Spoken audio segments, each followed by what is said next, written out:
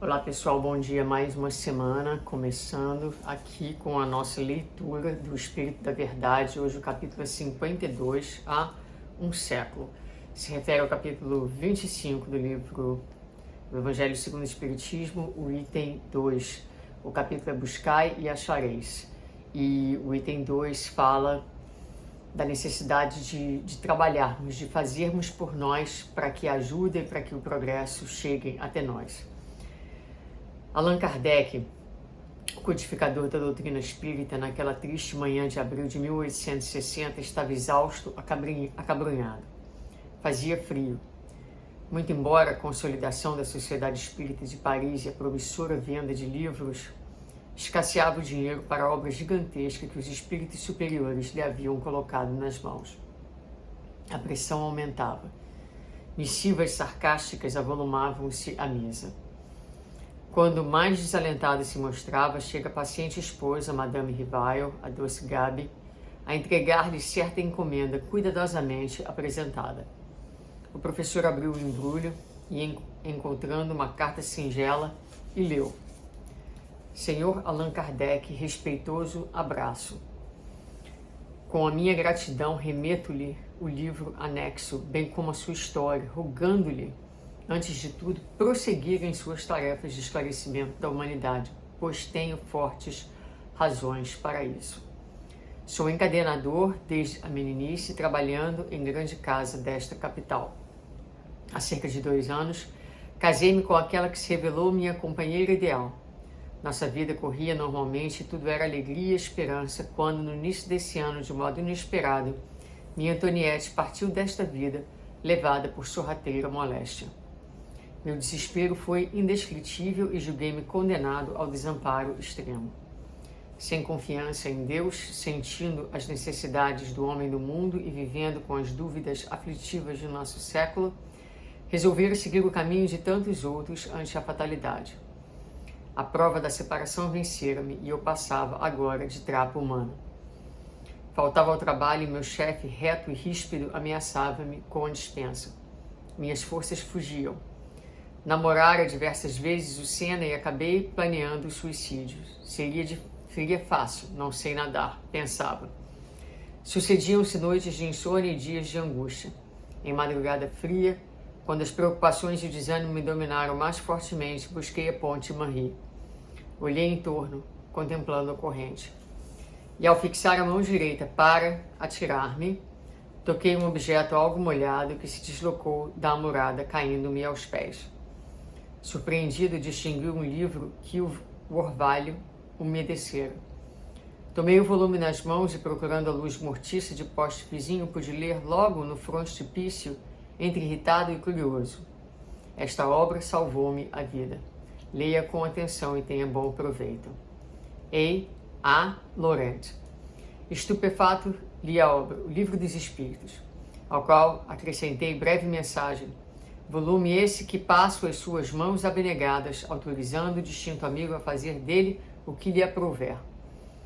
Ainda constavam da mensagem agradecimentos finais, a assinatura, a data e o endereço do remetente.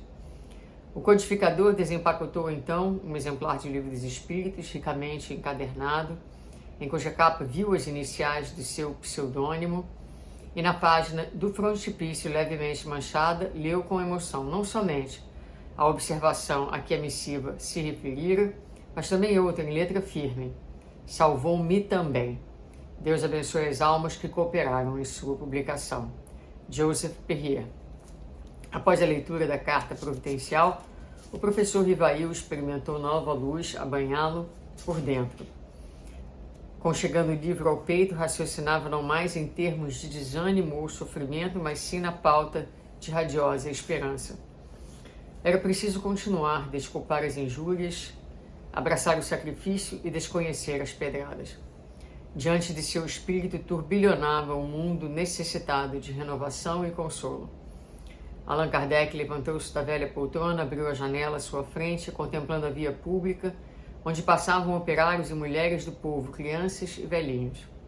O notável obreiro da grande revelação respirou a longos haustos e, antes de retomar a caneta para o serviço costumeiro, levantou o lenço aos olhos e limpou uma lágrima. Quem narra é Hilário Silva. Bom, essa história a gente nem fica sem saber o que comentar exatamente, né?